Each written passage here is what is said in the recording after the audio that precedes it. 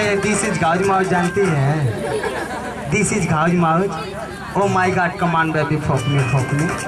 भैया अशोकवा गरियावे लगा सरू अभी खुद गोविंद हमार मोड़ ना सही बनौले। अच्छा कैमरा वाले भैया हमारे अजीत भैया भी आए हैं क्या? आइए एक बार कैमरा वाले भैया के लिए जोरदार ताली चाहेंगे। हम जहाँ भी जाते हैं हमारे कैमरा वाले भैया वहाँ पहुँच जाते हैं, बड़ा आशीर्वाद रहता है।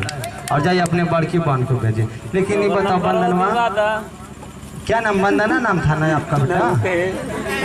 नैना। अच्छा नैना ऑडियंस की तरफ तक हो। ये बता भौजी कि अपने पेट की मामला के फिट करबू कि ना? अपनी पेट की मामला के बोला फिट करबू कि ना? अपने हाई चढ़ल जवानी के बोला हिट करबू कि ना? अपने मोबाइल से मिस कॉल मार के बोला है दादा के गाल पर किस करबू कि ना? लेकिन देखिए दोस्तों, जब मैं किसी ऐसी लड़की को आइला भी बोलता हूँ ना तो मुझे दोगला गरिया देती है। एक दिन ये लड़की के हम आइला भी बोले हमके दोगला गरिया दिलस, कहले कि हे भगवान हे प्रभु हे मालिक हमरे में का खराबी है? हम सही ना आई का? हम प्यार करे रखना आई का? जब वो लड़की के आइला पे बोलनी तो कहती कि दोगला तोरे घरे माई बहन ना आई का? कहनी आई सो बनी लेकिन तोरे जैसा ना। लेकिन देखिए बहुत सा लड़का है दोस्तों लड़कियों की चक्कर में जान दे देते हैं। मैं भी उस लड़की के चक्कर में अपना मड़ई फूक दिया था। हमारे दादा हमके लगला मारे का तुम्हारे कहीं काहे मार थो दादा? कहना काहे मड़ैया फूक ले? हम कहने प्यार में पगला गए मड़ैया फूक देने तो का हो गया? लेकिन वो बात है दोस्तों कि प्रेमिका वादा करके न कर गई।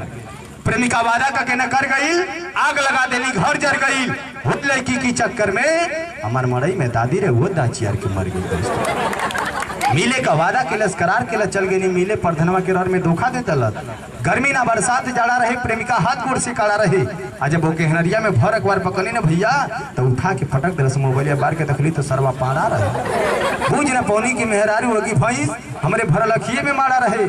आज जवने गाड़ी में बैठल चुनरी में राम रहना सारा मुआ का भाड़ा राम के ले जा बाबा आराम से नाम के। और एक बार प्यारी से ताली चाहेंगे दोस्तों, और एक खूबसूरत सा गीत बुलाएंगे।